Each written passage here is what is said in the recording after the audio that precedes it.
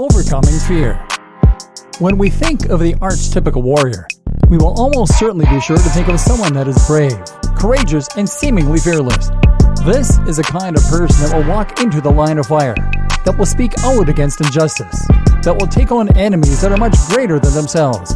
In our personal lives, there are no real dragons to slay.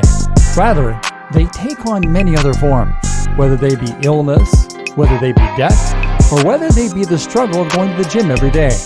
How to use fear setting. If you're a fan of reading self-help literature, then chances are that at some point you will have written down your goals. This is something that almost every guru seems to advise, and that many claim can help you to accomplish your dreams by better defining and visualizing them. But in Tim Ferriss's 4-Hour Workweek, this advice is turned on its head somewhat.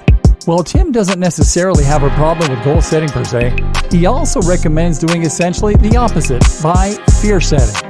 And he claims it can do a great deal more than goal setting when it comes to realizing your goals and getting more from life.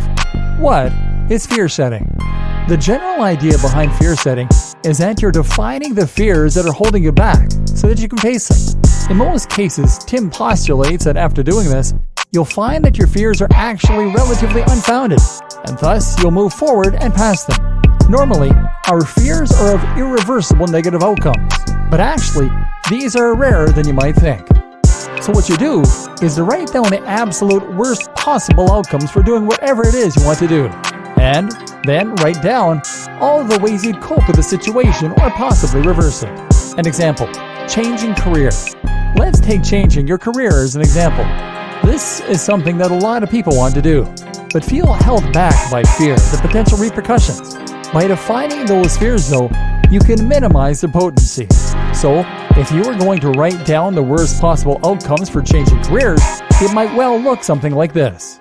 I might leave my job only to fail to find another job. I might be unable to pay the mortgage and thus be forced to move home.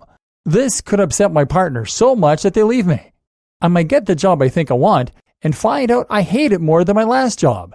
I might apply for other jobs only to get rejected by everyone and end up damaging my ego. These are all real concerns. But now, if you think about all the ways you can manage risk and reduce the impacts of those negative outcomes, you'll find your fears aren't all that founded. I can look for jobs without leaving my current job to avoid the risk of unemployment. No one has to know. This will also be a lot less reckless in the eyes of my partner. Alternatively, I could speak to my boss about my problems and see if there are other positions within my organization. If I do end up out of work, I could always speak to my old boss about getting my job back, or work in a supermarket while I look for other work for my dad, live off of savings for a couple of months, or move back home with the parents. If my partner leaves me for trying to become happier, then I need to reassess that relationship. If I don't like the job I find next, then I will feel more confident about job hunting again in the future. If I struggle to get accepted anywhere, I can work on my interview technique, improve my CV, or seek career guidance, all of which will be useful experiences anyway. As you can see then, the very worst scenario is probably not as bad as it seems. It may just mean living off of savings for a while or taking a small step backwards in order to take 2 forwards.